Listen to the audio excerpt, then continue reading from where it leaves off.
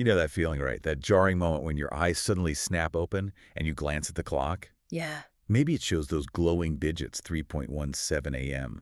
or maybe 3.42. Oh, yeah. For most of us, it's just, well, frustrating. It's an interruption, a rude awakening that feels like, I don't know, a betrayal by our own body. We Mm-hmm. groan, we maybe curse the ceiling, desperately pulling the blanket back over our heads, trying to coax more sleep out of the night. Racing to sleep, yeah.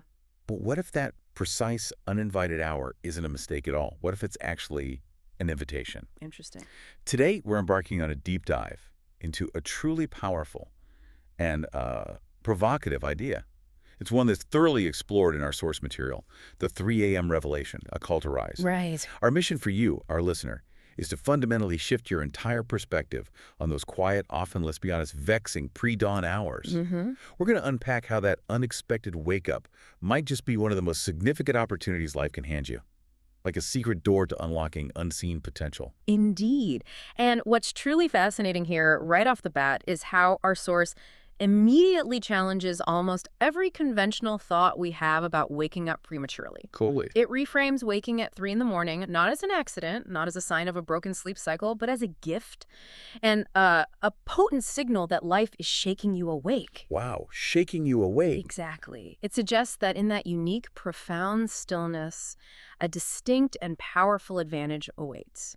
So throughout this deep dive, we'll uncover why this particular hour is considered sacred, how it serves as an unparalleled catalyst for, well, discipline, deep self-discovery, and ultimately building a life imbued with profound purpose. Okay. Get ready to view your early morning restlessness in an entirely new, potentially transformative light. Absolutely. Let's really dig into this first fundamental shift then. Yeah. Because we've all been there, that universal experience of waking prematurely, often with a jolt, you know. Mm-hmm. The immediate internal monologue usually begins with variations of, why me?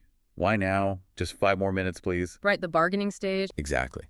We find ourselves negotiating with the darkness, with the clock, with the very concept of sleep itself.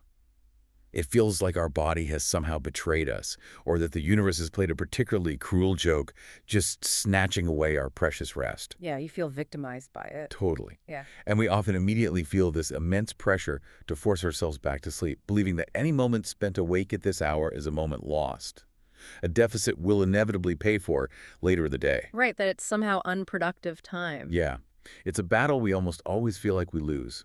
Tossing and turning, growing more frustrated with each passing minute, feeling like a victim of circumstances beyond our control. This is the common, almost instinctual reaction, isn't it? Precisely. And this is exactly where the source delivers such a radical and compelling reevaluation.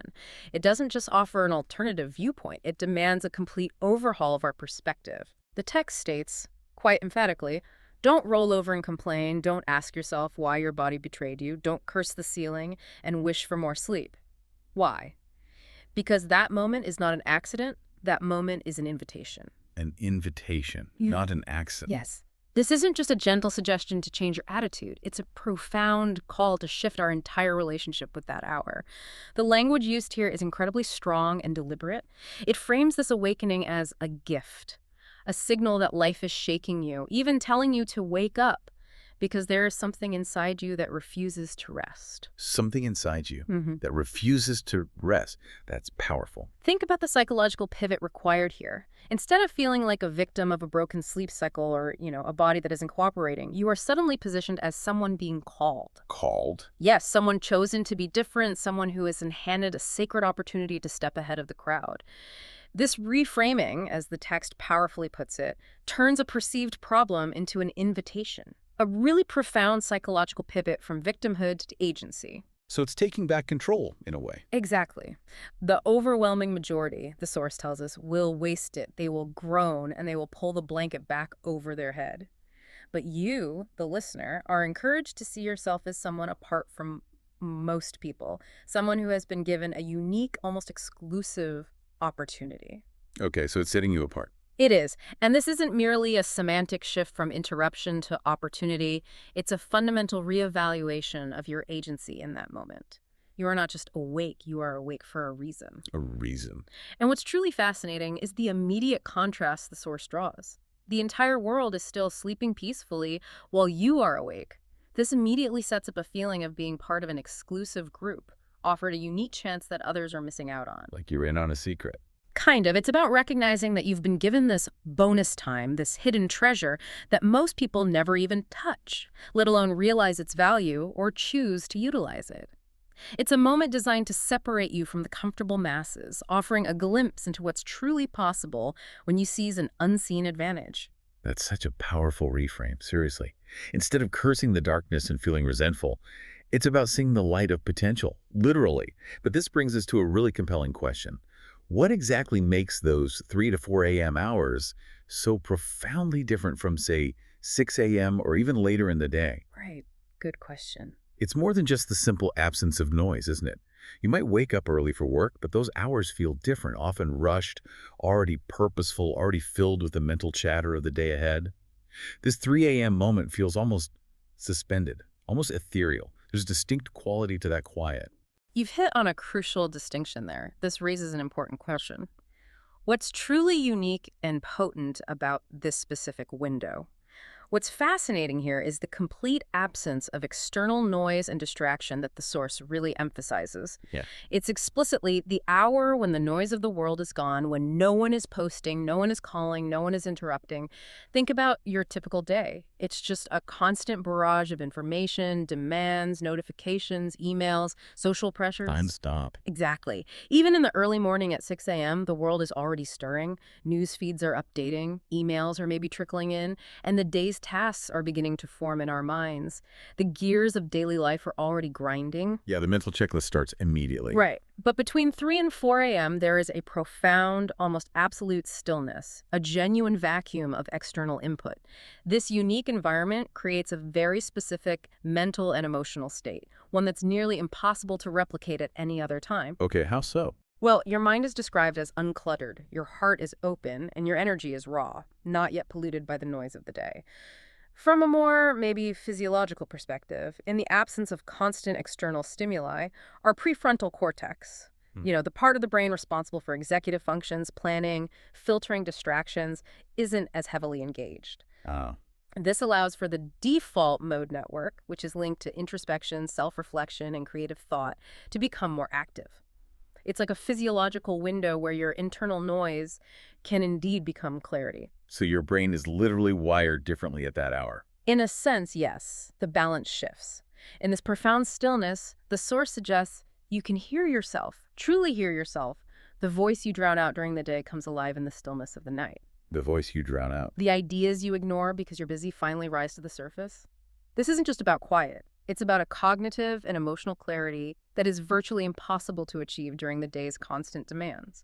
This precognitive state, before the day's to-do lists, external influences, and obligations begin to shape your thoughts, allows for deeper introspection, uninhibited problem-solving, and creative breakthroughs. That makes sense. And the source directly cautions that the ideas, the visions, the clarity that visits you at 3 in the morning will often never come back if you push them away. Wow, so grab them while you can. Exactly. It highlights the fleeting, precious nature of this specific kind of insight. It's a unique window where your subconscious can speak without interference, offering insights that are often just drowned out by the daily grind. It's a time when your purpose can use the silence as a megaphone and the darkness as a lamp to guide you towards a deeper understanding of yourself and your path.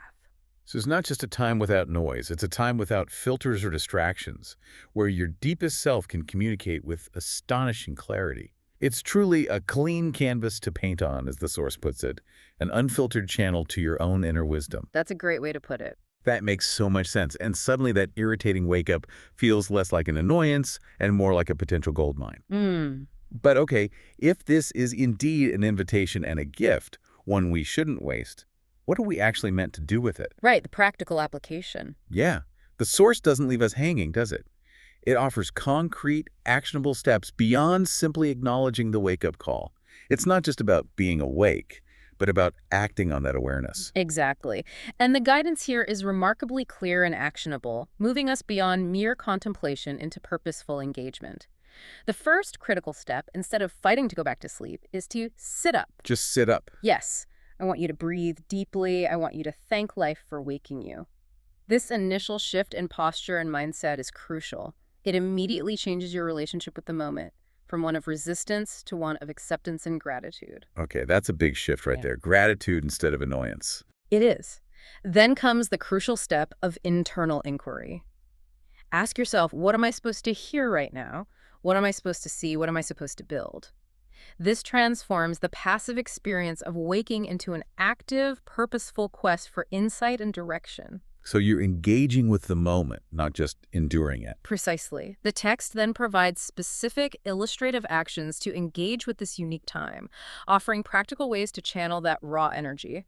For example, it suggests, when you wake at 3, write something, anything, even one line. Just one line. Because that line could be the beginning of a book, that line could be the seed of a business, or, it could simply be the reminder that keeps you on track, a core thought or commitment. Yeah. It also powerfully encourages physical engagement. Move your body, stretch, push yourself, remind yourself that you are alive, because aliveness is what most people forget. Aliveness. Yeah. You can feel pretty dead at 3 a.m. otherwise. Right. The source contrasts this with those who wake up at 7, they rush to work, they drown in routine, and they forget that they are human beings with a fire inside them. It's about igniting that fire, reminding yourself of your vital presence. So writing or moving, breaking the inertia. Exactly. These aren't just random tasks. They're meticulously designed to break that cycle, to interrupt your autopilot, and to shake you awake, not just physically, but spiritually. Spiritually, too. Yes. By actively engaging with this moment, by putting pen to paper or moving your body, you reclaim agency over a moment often surrendered to unconsciousness or frustration. You are being present and intentional, signaling to yourself and to life that you are serious about this invitation. It's about using that bonus time for purposeful creation, self-affirmation, or mindful movement, turning an interruption into a strategic advantage that sets the tone for your entire day. This proactive engagement is what separates the accidental wake-up from the intentional rise. That makes perfect sense. It's about being intentional with that unique, quiet window, using it not just to acknowledge, but to act. But this isn't solely about maximizing output, is it? No, definitely not. It's not just about writing a line or doing a few push-ups to be more productive in a purely transactional sense. There's a much deeper, more personal, almost spiritual dimension to these early hours, a way to connect with your inner self that's often impossible during the relentless hustle and external demands of the day. It feels like a moment for soul-searching, not just task completion. You're absolutely right to highlight that deeper layer. What's truly fascinating here is that the source explicitly states that waking at 3 is not just about productivity, it's about alignment. It's about checking in with your soul. Alignment, checking in with your soul. It's about facing questions you are too busy to face in daylight, questions that are fundamental to your existence and direction.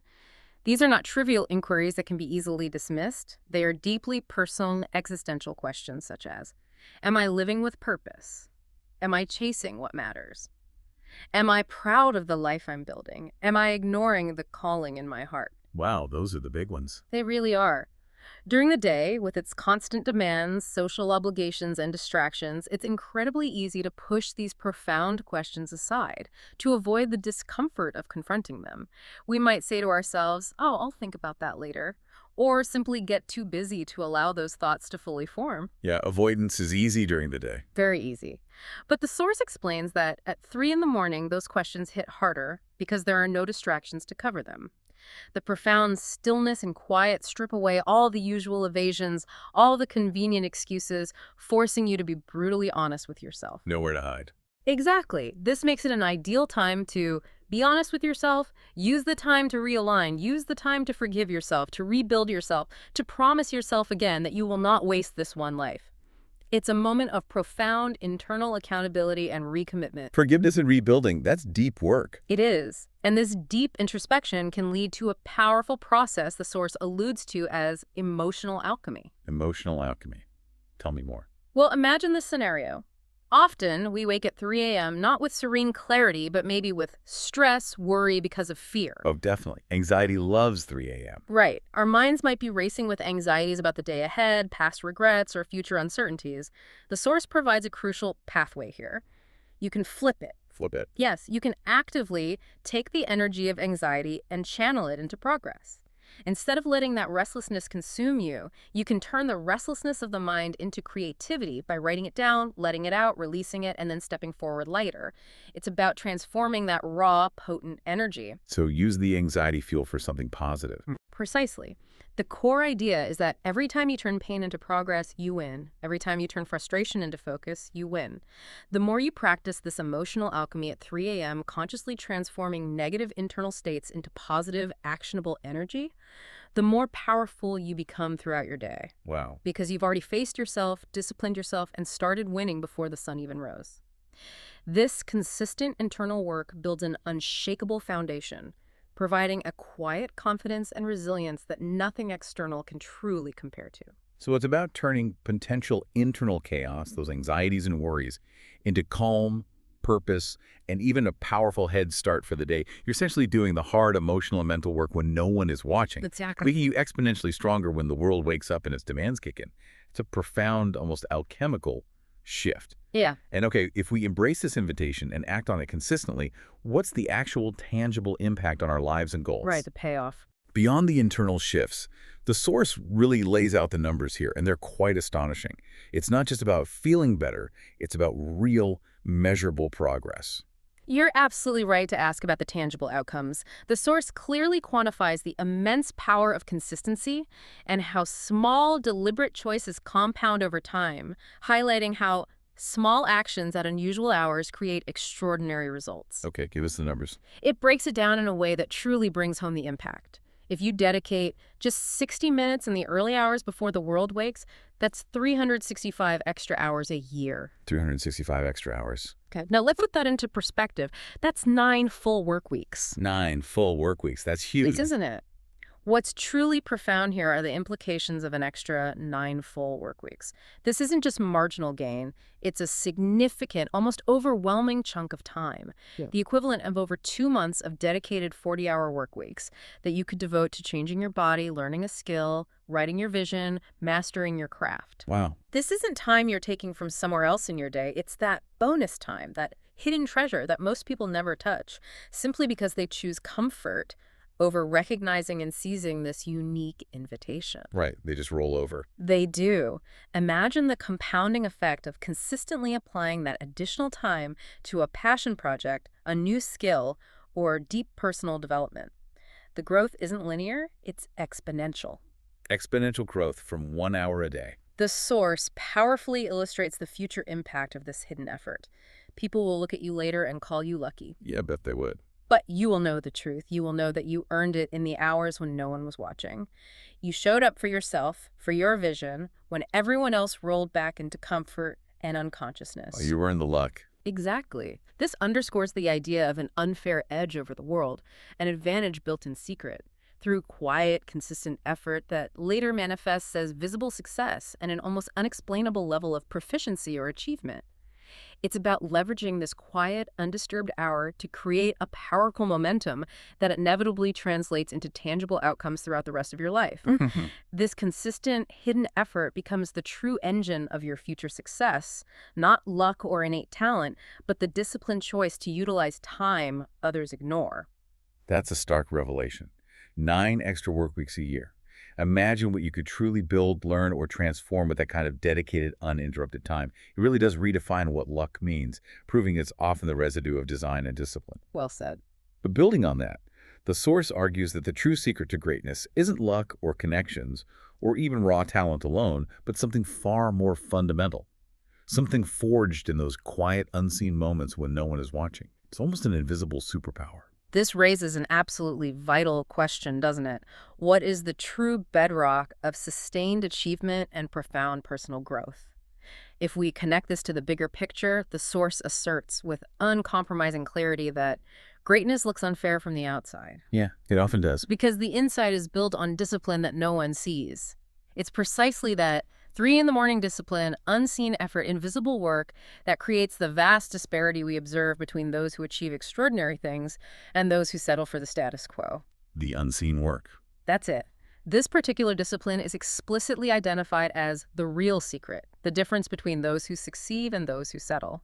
The source goes further to say unequivocally that it is not intelligence, it is not connections, it is not luck, it is discipline. It is what you do in the hidden hours. It is how you treat the moments no one will applaud you for. This highlights that enduring success, the kind that often looks like magic or fortunate circumstance to outsiders, is actually a direct product of consistent, private effort.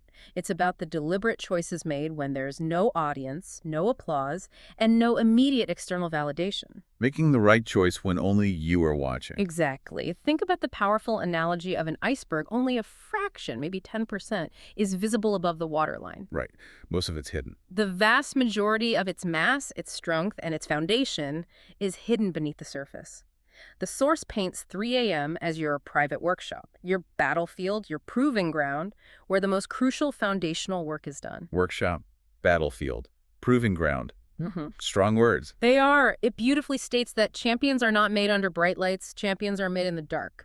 Similarly, warriors are forged in the silence of training, enduring countless repetitions and mastering their craft in solitude, and leaders are sculpted in private through deep reflection, difficult decisions, and unwavering commitment. Sculpted in private. I like that. This unseen work, this dedication to self-improvement when there's no external pressure or immediate gratification, is the absolute foundation upon which all public success and profound personal mastery are built.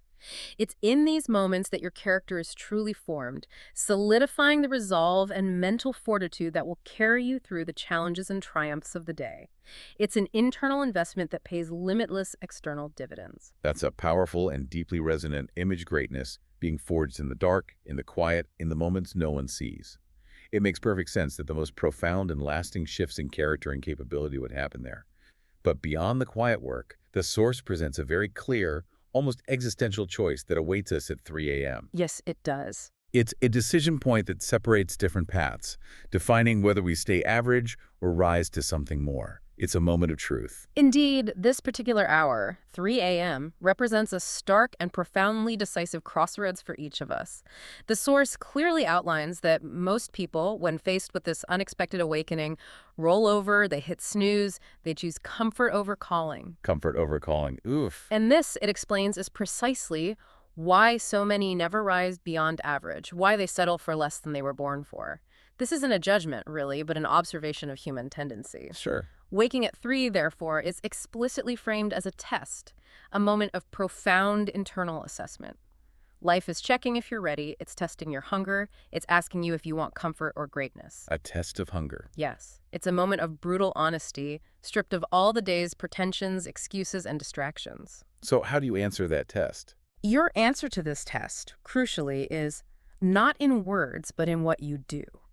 It's not about wishing for greatness, but acting for it. Every time you sit up, stand tall, breathe deep, and declare, yes, I am ready, then you immediately separate yourself from the 99% of people who keep sleeping. You separate yourself with action. Exactly. This choice, repeated consistently over days, weeks, and months, signifies a profound trajectory. The source highlights that every time you choose destiny, you grow, you expand, you multiply your strength, you sharpen your mind, you deepen your spirit. You are literally building yourself brick by brick in the stillness. Building yourself. And the source is unflinching in its message about this choice. Greatness will never come wrapped in comfort. Never. Greatness shows up disguised as sacrifice. Greatness knocks on your door when you least expect it. And greatness whispers at 3 in the morning, are you ready? Wow, that's quite the whisper. It is. It's about recognizing that the easy path, the path of least resistance, almost invariably leads to average outcomes, while the path to greatness requires a consistent willingness to embrace discomfort and make choices that go against the prevailing tendency to seek ease. This 3 a.m. moment is a recurring opportunity to reaffirm your commitment to your highest self, to choose the challenging yet ultimately rewarding path of growth and purpose. It's a daily referendum on your true desires. That choice point, comfort, or destiny resonates so strongly because it's so personal, so internal. It's about deciding in the absolute quiet of the night what you truly value and what you're willing to commit to. Yeah. And when we consistently choose to rise, when we consistently choose destiny over comfort, what kind of internal strength are we actually building? Ah, yes. It's clearly more than just accumulating hours of productivity or ticking off tasks. There's a profound psychological shift that happens, a quiet, almost unshakable confidence that begins to form. You've perfectly captured that deeper psychological dividend. What's truly fascinating here is how the source connects this consistent, deliberate choice to the building of an inner fortress of self-reliance. It presents the powerful concept that discipline is a private victory long before it's a public one. A private victory first. Exactly. Each act of rising at 3 a.m., each instance of choosing purpose over comfort is like stacking private victories one on top of another, building a foundation of unshakable confidence. This isn't about external validation. It's an entirely internal process. Okay. This confidence, the source carefully explains, is not arrogance. Right. Important distinction. Confidence is the quiet knowing that you can rely on yourself. It's the profound internal certainty that comes from looking in the mirror and knowing deep in your core that when you said you would rise, you rose. When you said you would act, you acted. Keeping promises to yourself. That's the heart of it. This is the crucible where trust is built. The most important trust of all, self-trust.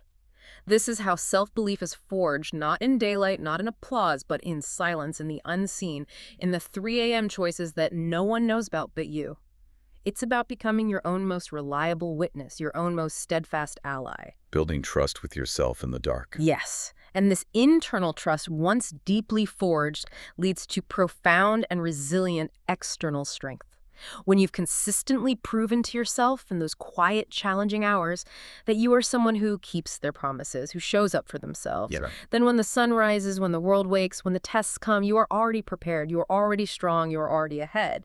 This isn't a superficial advantage, it's an edge no one can take from you, built on doing the work when no one was watching. An untouchable edge. It's an internal wellspring of self-reliance that empowers you to face any challenge that the day brings, because you've already won your first and most important battle before anyone else even opened their eyes.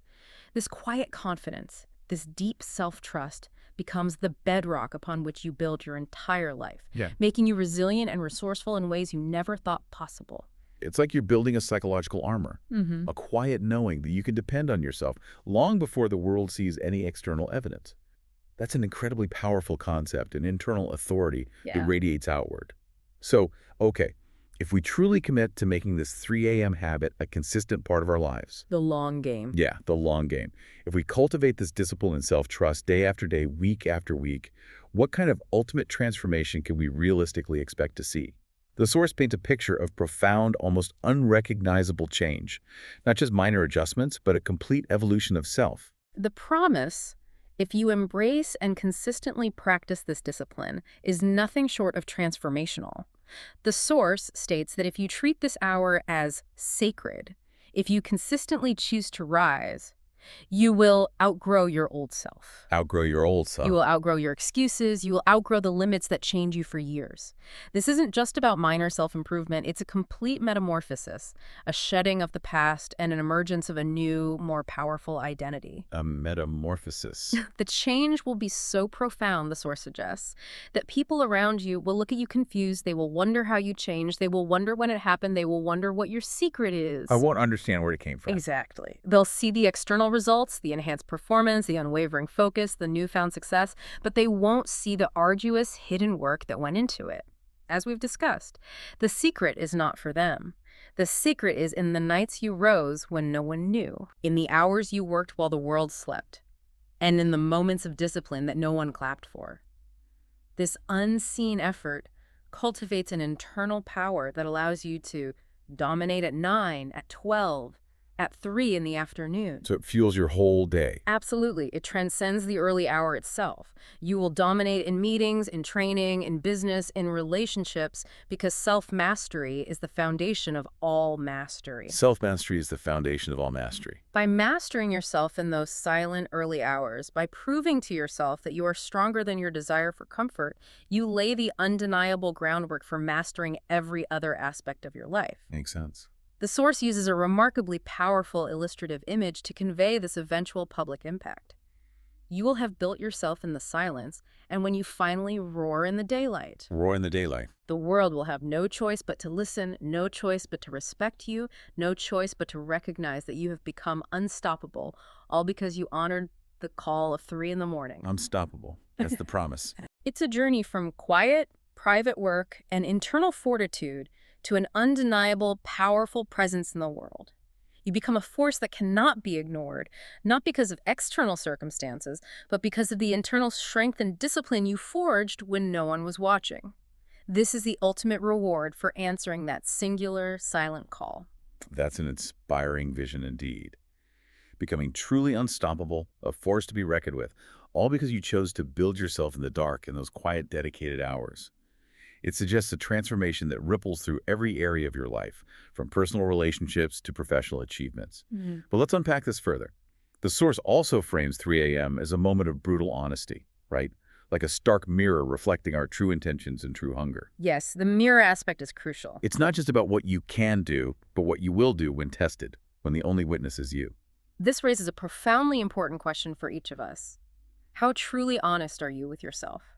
The source states unequivocally that 3 in the morning is not just an hour, it is a mirror. Um, It holds up a reflection that shows you who you are when no one is looking, if you truly mean what you say, and if you are truly hungry for the life you keep talking about. Testing your hunger again. Constantly. It's incredibly easy to talk about success, goals, and ambition when the sun is out, when friends are watching, or, when the cameras are on. In those moments, external validation and social pressure can fuel our declarations. Sure, talk is cheap. Exactly. Uh, But at 3 a.m., when there is no applause, when there is no one clapping, when there is only you and your choice, that is when your character is revealed. That is when your destiny is decided. Character revealed, destiny decided. Heavy stuff. It is. This is the moment when the strong separate from the weak, the committed from the comfortable, the hungry from the hollow. It's a direct, unfiltered confrontation with your inner self. You, your laziness, your doubt, your fear, Your demon. and you beat them when no one saw it. This is the true proving ground where your commitment is tested without any external rewards or immediate recognition. Beating them when no one saw it? That's powerful. And the source emphasizes the insidious danger of lying to yourself, of saying you want success but choosing comfort, or saying you want greatness but choosing excuses. This internal incongruence, if unaddressed, erodes self-trust and prevents genuine progress. That internal conflict holds you back. Immensely. The call to rise, breathe, and decide is a call to live differently, to honor the commitment you've made to yourself and your deepest aspirations. It powerfully concludes that greatness comes dressed in sacrifice, opportunity comes disguised as struggle, success comes hidden in discipline. Sacrifice, struggle, discipline. And 3 a.m. is all of that. It is sacrifice, it is struggle, it is discipline, but it is also opportunity, it is also greatness, it is also destiny. When you make that choice and consistently act on it, it's ultimately you versus you and you won. You versus you and you won. It is the greatest victory of all because you prove to yourself in the most challenging and unadorned circumstances that you are capable of commanding your own actions and forging your own powerful path. So there you have it. Wow. What initially seems like just a frustrating interruption, that familiar 3 a.m. wake-up, can be fundamentally reframed. Completely. It really can. It's not a mistake, but a profound invitation. An invitation to clarity, to purpose, and to building a foundation of unseen discipline that can transform your entire life. It's about seizing an advantage, a hidden treasure that most people will never even acknowledge, let alone act upon. Indeed. If we connect this to the bigger picture, the source unequivocally states that greatness is not given, greatness is built. Built, not given. And 3 a.m. is the hammer, 3 a.m. is the fire, 3 a.m. is the weight that shapes you. It's about much more than just waking early. It's about proving to yourself that nothing controls you. Not sleep, not comfort, not excuses. Taking control. You control you. You command you. You decide you. And when you own that, you own everything. This hour becomes the proving ground for your self-mastery. The place where you demonstrate to yourself that you are the captain of your own destiny, capable of rising to meet life's greatest invitations time and time again. So what does this all mean for you, our listener, the next time that uninvited hour rolls around? What will you do when that alarm of destiny rings in the quiet of the night? The final provocative thought for you to mull over, drawn directly from our source material, is this. 3 in the morning is not just a time on the clock, it is a door. A door. And the question is simple, will you walk through it or will you sleep on it? Hey everyone, welcome to the Deep Dive.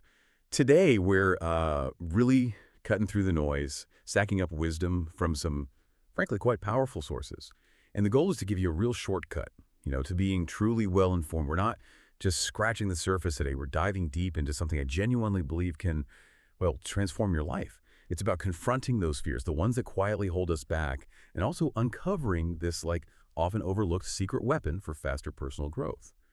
So our mission in this deep dive is to pull out the actionable, the life-changing insights from two really compelling sources we've looked at. confronting fear, action creates confidence, and the 3 a.m. revelation, a call to rise. By the end of this, I think you'll look at certain moments in your day and definitely those subtle fears that have maybe been setting your boundaries in a completely new light. It's about equipping you for personal mastery, not just theory, but like real tangible practices you can actually use. And our specific goal for you, our listener, is really to give you practical wisdom on two crucial interconnected ideas. Ideas that when you really understand them, apply them, they create this profound shift. First, we're going to demystify that counterintuitive link between taking action and building confidence. It's a dynamic that, honestly, most people fundamentally misunderstand. They wait for confidence before they even think about acting. Right, waiting for the feeling first. Exactly, and they completely reverse the natural order of how growth actually happens. Second, we'll pull back the curtain on the unique, often just ignored power of those early morning hours, specifically that, mysterious window between maybe 3 and 5 a.m. That specific time. Yeah. And when we bring together the wisdom from confronting fear and the 3 a.m. revelation, what emerges isn't just like a set of self-help tips. It's more like a potent, interconnected blueprint for a really profound and importantly sustainable personal transformation. It's about not just understanding yourself better, but actively, deliberately kind of reshaping your reality. Okay, let's unpack this then. Because it starts with a scenario I think many of us know all too well. You're asleep, maybe deep, peaceful sleep, and then bam, your eyes pop open. You glance at the clock, maybe blurry-eyed, and sure enough, it's some ridiculous hour like 3 in the morning. Mm. What's your first reaction? Probably a groan, right? Oh, yeah. Definitely. Maybe a frustrated sigh. Maybe you curse your internal clock for betraying you. You might desperately wish for more sleep, almost instinctively pulling the blanket back over your head, trying to force yourself back under, telling yourself it was just a random thing, a mistake. Most people, let's be honest, will waste that moment. They treat it as just an annoyance, an interruption, some unwelcome error in their sleep cycle. But our sources, they challenge us to reimagine this exact moment. What if it's not an annoyance at all? What if waking up unexpectedly at that weird hour, especially in that quiet pre-dawn window, is actually an invitation? An invitation. I like that. Or even a signal. What if, for you listening right now, after this deep dive, that perspective will fundamentally, maybe forever, change how you approach those moments? Well, what's truly fascinating here, and something our sources really, really hammer home, is precisely why this early hour is presented not as an accident, but as this invitation. The texts are quite poetic about it, actually. They say things like, life is shaking you. Wow. Yeah, it's delivering a message, almost like a whisper from your deeper self saying, wake up, because there is something inside you that refuses to rest.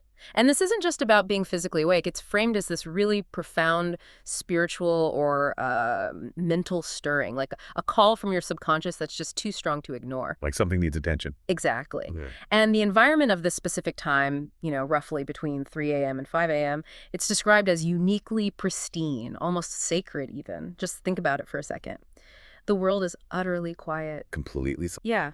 Distractions don't exist. Your phone isn't buzzing with notifications. No one is posting. No one is calling. No one is interrupting. Nothing. This profound stillness, this absolute lack of external demands pulling at you, that's highlighted as a critical factor for achieving real internal clarity. It makes sense. It's an unfiltered space that you just don't get during the bustling daylight hours, right?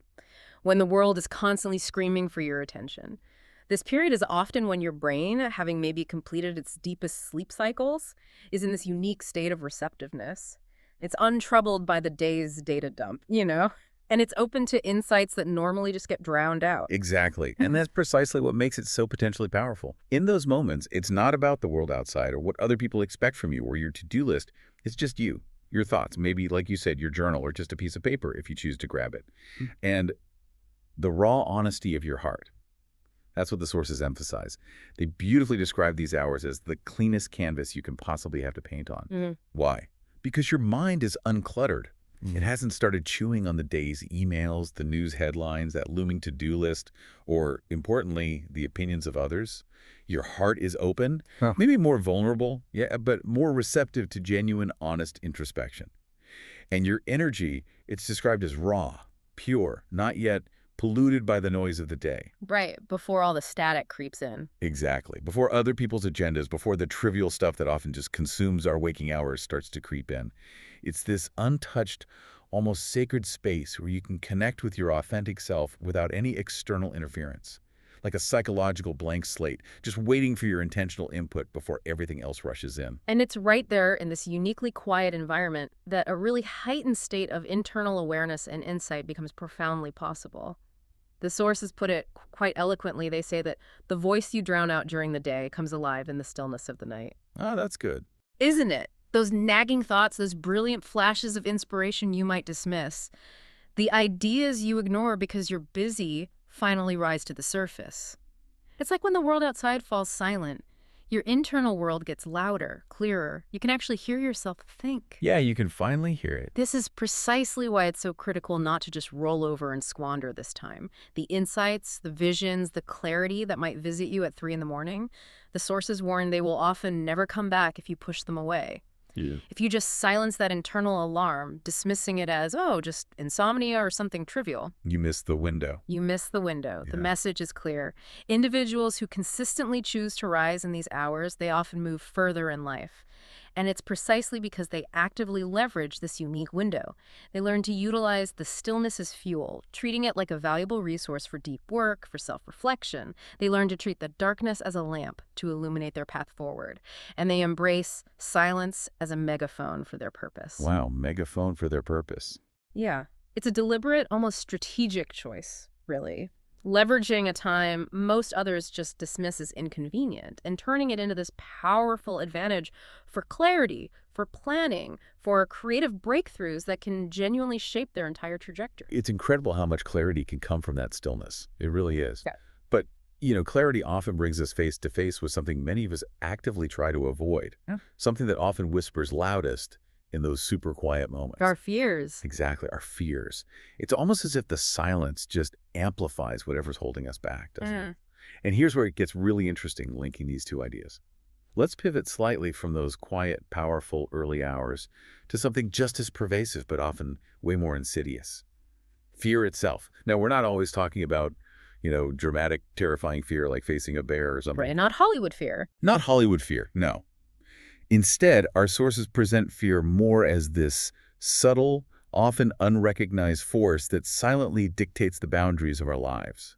It's that quiet, insidious little voice inside that tells you, nah, don't try that, don't speak up, don't ask for that, don't reach for something bigger or more fulfilling. Yeah. And the core philosophy introduced here, which I found incredibly liberating, is that the goal isn't to eradicate fear entirely. Which is impossible, basically. Exactly.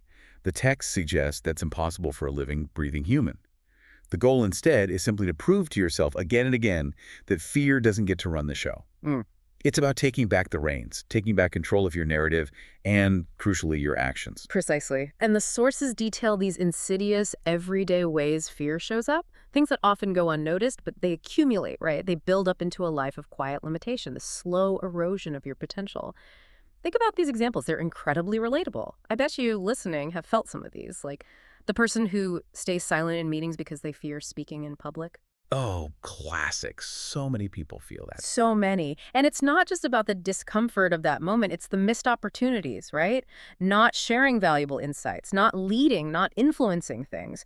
Or think about the individual who never asks for the relationship or opportunity they want because they fear rejection. The fear of no. That fear of no prevents them from ever hearing a potential yes. And the deep emotional cost of that unasked question, that can linger for years, decades even. Or someone who avoids starting their dream project, the book, the business, the creative thing, because they fear failure. Or fear success sometimes. Or fear success, or fear not being good enough, or fear living up to some imagined ideal. These aren't dramatic acts of cowardice we're talking about. They're subtle daily retreats that just chip away at our potential. And the cumulative consequences, they're stark, really quite tragic when you think about it. Life shrinks, potential shrivels, dreams are left in notebooks. Left in notebooks. That hits hard. Doesn't it? Unfulfilled and often, eventually, just forgotten. It's a tragic outcome, not from one big catastrophic failure, but from this series of small, unexamined fears that we just allow to dictate our choices day in, day out. And it goes even deeper than that, doesn't it? Yeah. Another really common manifestation, one that I know I've definitely wrestled with at different points, is procrastination. Ah, yes, procrastination, fear's best friend. Totally. Our sources reveal That procrastination, that oh-so-familiar habit of putting things off is often just fear in disguise. Hmm. It might be the fear of failure, like you said. That anxiety that if you actually try, if you really put in the effort, you might not succeed, and that outcome just feels unbearable. Mm-hmm. Or it could be the fear of not being good enough. That nagging belief that whatever you produce just won't measure up, either to your own crazy high internal standards or what you think others expect. But sometimes, like you touched on, it's also the fear of success. What if achieving this thing actually changes everything, Yeah, and you feel like you're not ready for that new reality? right. The responsibility that comes with it. Yeah. Or just the fear of the unknown that comes with trying something new. Or even just plain old perfectionism, right? Where the fear of not doing it perfectly means you just don't do it at all. Yep. Analysis paralysis. Exactly. Yeah. This disguised fear, whatever its flavor, it creates this paralyzing inaction. It keeps us stuck in these cycles of delay. We tell ourselves, oh, I'll get to it tomorrow, next week, when I feel more ready, when inspiration magically strikes. But the underlying current is often this deep-seated apprehension.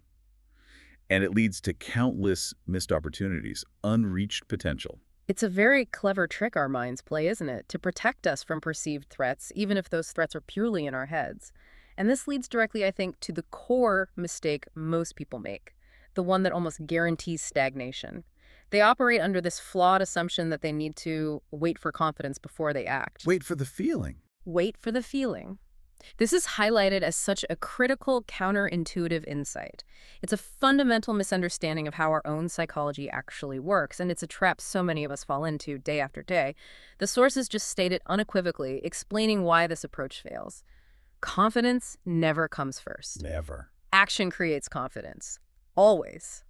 It's such a powerful, almost revolutionary statement when you really let it sink in because it completely flips the script on conventional wisdom. It really does. True readiness, genuine self-belief. They aren't things you passively wait for, like hoping a bus will eventually show up. They are built, Yeah. piece by piece, through deliberate, often uncomfortable action. You don't magically get confident and then decide to act. You act, sometimes while feeling scared or uncertain, and then you get confident as a result of that action. The confidence is the byproduct. It's the byproduct. It's the consistent, courageous engagement with the very things that make you nervous, that make your stomach churn a bit, that actually develops your inner strength and your belief in your own capabilities.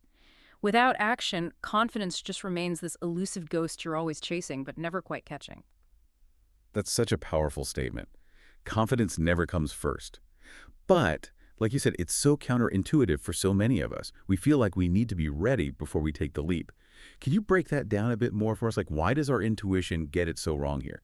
What's the actual psychological mechanism at play that makes action the prerequisite, the necessary ingredient, not the result? If confidence doesn't just magically appear before we act, then what is the actual proven path forward? Yeah. How do we break free from that paralyzing loop of waiting to feel ready? Our deep dive delivers a really simple yet profoundly powerful answer, doesn't it? It's central to everything we're discussing. Action creates confidence. Yeah, that's an excellent question because it really does challenge a deeply ingrained belief. And what's truly profound here, something behavioral psychologists are really nailing down now, is that our brains are essentially wired for validation through experience, not just through wishes or positive thinking or affirmations alone, though those might help a bit. Experience is the proof. Experience is the proof. When the sources say confidence never comes first, action creates confidence. Always. They're hitting on this fundamental feedback loop in our brains. It's not about some mystical internal shift happening in a vacuum. It's about providing your brain with concrete evidence. Evidence that you can survive something uncomfortable, evidence that you can succeed, even if it's just in a small way, even when you're feeling discomfort or fear. Let's elaborate a bit on the true nature of courage in this context, because it's key. The sources are very precise here. Courage isn't the absence of fear. That's huge. It is huge. Courage is choosing to act while fear is still in the room. This distinction is crucial. It means you don't have to wait for the fear to magically evaporate before you start. You simply need to decide to move forward with the fear, acknowledging its presence but refusing to let it dictate your actions, refusing its command. Giving it a passenger seat, not the driver's seat. Exactly. Perfect analogy. And the profound psychological and even neurological shift that occurs with each one of those courageous acts is quite remarkable. Every single time you choose to act in spite of that fear, you teach your brain something powerful. I can survive this. You're literally rewiring your neural pathways. Think of it like this. Every time you take that small step despite feeling scared, it's like sending a little electric current through a new circuit in your brain, a circuit that represents, I can handle this, I can do this. Building the muscle. Building the muscle, strengthening the connection. Over time, these small currents make that pathway stronger, easier to activate.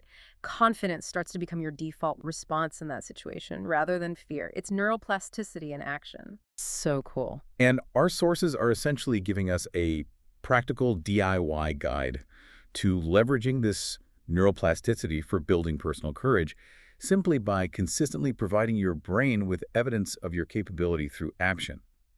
This whole process transforms fear from being this perceived wall that blocks your path Yeah, this insurmountable thing. into more like a doorway.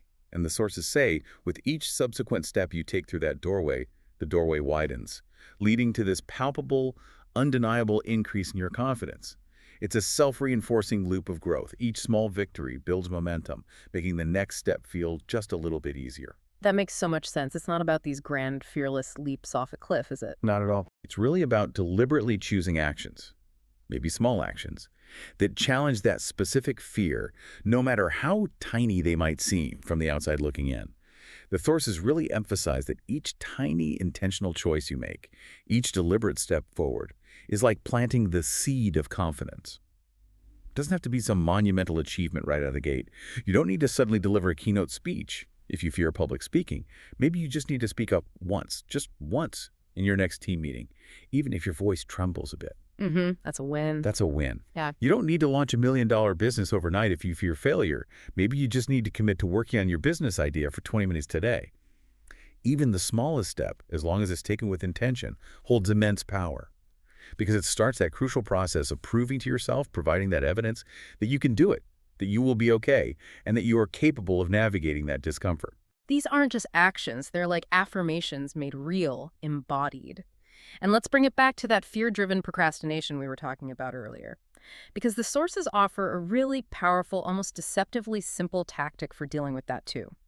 They explain how the simple act of writing the fear down, actually externalizing it onto paper, serves to effectively expose the excuse. Putting it out through. Putting it out there. When you actually write, okay, I'm procrastinating on finishing this report because I fear my boss won't like it, or I'm avoiding that difficult conversation because I fear rejection, you clarify what's truly holding you back. This act of naming it, of externalizing your fear, pulling it out from the murky depths of your subconscious and placing it right there in black and white, it makes it crystal clear that the underlying issue often isn't a genuine lack of time or energy or ability, but simply avoidance. You can't hide from it when it's written down. Exactly. Once that avoidance is seen clearly, right there on the page, it becomes much harder to hide from, much harder to justify to yourself. And this clarity then naturally facilitates action, because the big, nebulous monster of fear suddenly becomes a concrete challenge you can actually address. And crucially, the sources emphasize again and again, action always shrinks fear. Always. It's a direct, almost magical antidote.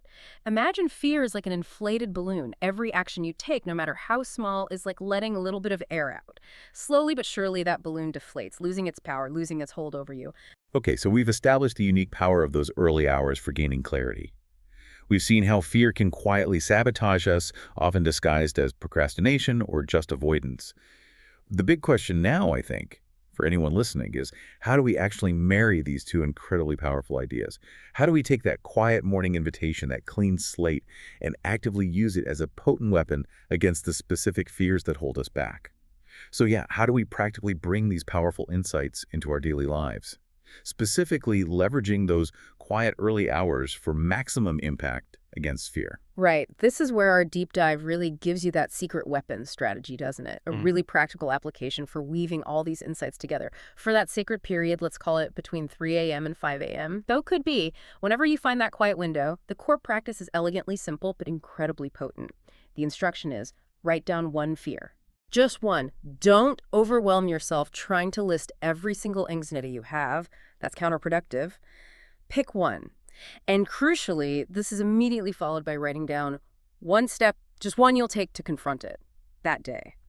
The emphasis here is really on the simplicity and the singular focus. That's what's required for commitment, for follow-through. Keep it manageable. Exactly. It's not about mapping out your entire 5-year plan or devising some grand, complex strategy in the middle of the night. It's about identifying a fear that's bothering you right now and immediately attaching a concrete, manageable action to it for that specific day.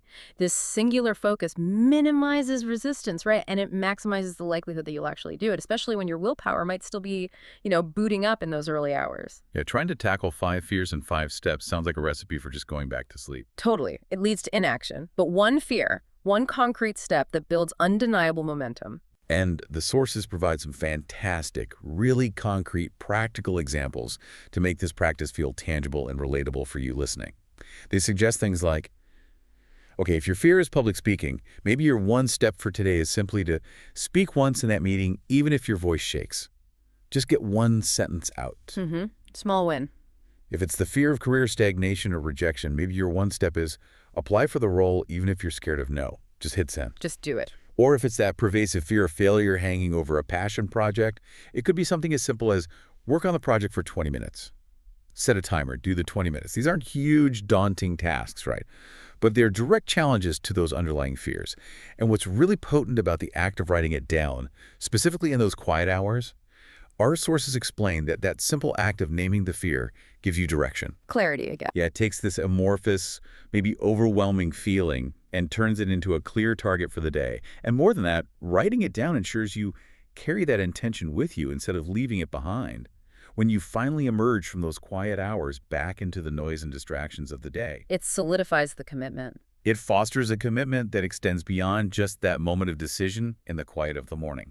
It becomes like a little promise you made to yourself, a contract written in your own hand.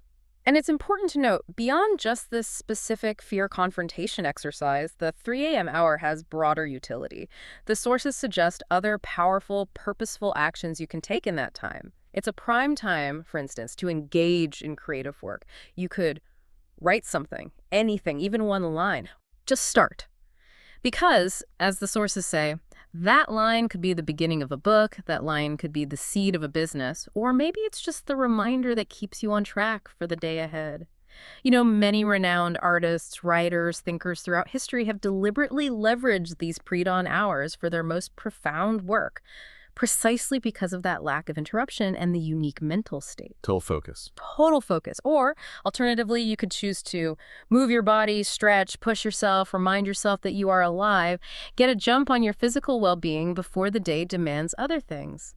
These deliberate acts, whatever they are, performed in those quiet hours, they serve to break that cycle of routine and autopilot living. Right, getting out of the rut. Exactly. You know how sometimes you can drive your regular commute and barely remember the journey? That's autopilot. This practice actively interrupts that unconscious flow. It forces you to consciously engage, to choose, to shake yourself awake, not just physically, but spiritually, to your own life, your own potential. Ultimately, this time isn't just for ticking off tasks. It becomes, as the sources put it, your private meeting with greatness. I love that phrase. Isn't it great? A sacred, uninterrupted space where you deliberately align yourself with your purpose and actively cultivate your capabilities before the world has a chance to distract you or pull you off course. It's a powerful act of self-authorship, really. That's incredibly powerful, your private meeting with greatness. It really reframes the whole experience. Yeah. It sounds like this consistent practice, then, is about so much more than just, checking off a task on a list or overcoming one single fear in isolation. What are the deeper, more profound impacts? When you engage in this consistently over time, how does it actually change who we are, like fundamentally? Yeah, this raises a really important question, and it brings us to a crucial concept that is absolutely foundational to all personal growth, all meaningful change. Building trust with yourself. Self-trust. Self-trust. The sources are incredibly emphatic about this. They state flatly, self-trust is everything. Yeah. You see, so many people, even though they might know intellectually what they should do to achieve their goals, eat better, exercise, work on the side project, speak up more, they often fail. And it's not usually due to a lack of knowledge. It's because deep down, they don't trust themselves to follow through. They braid promises to themselves. Exactly. There's this deep, often unspoken internal contract that gets broken little by little with every promise we make to ourselves and then don't keep. A promise to exercise that morning, to skip the junk food, to write that chapter, to make that call, to speak our truth. Each broken promise chips away at that internal trust, leading to self-doubt, creating internal resistance for the next time, fostering this nagging sense of unreliability about our own It's intentions. a downward spiral? It can be, but here's the magic, the upward spiral. Each small act of confronting fear, each step you take based on that 3 a.m. intention, actively repairs that trust. You're proving to yourself consistently, moment by moment, action by action, that you are someone who keeps promises to yourself, even when it's hard, even when no one else is watching. And this leads to this powerful internal shift, this quiet, unshakable knowing that you can rely on yourself, that your word to yourself holds weight. And that, the sources conclude, is priceless. It's a profound identity transformation, really, moving from someone who merely wishes for change to someone who actively does the work to create it. And that unique stillness of the 3 a.m. hours, it also seems perfectly suited for that deeper self-reflection and alignment you mentioned, right? It's not just about doing things differently. It's about checking in on who you're being. Absolutely. Our sources describe this time as this powerful moment to check in with your soul, as they put it, to consciously ask yourself the really big questions you're too busy to face in daylight, the questions that get buried under the constant noise and demands of a typical day, the questions we often maybe deliberately avoid because the answers might be uncomfortable. Yes, absolutely. And the sources actually list some of these vital introspective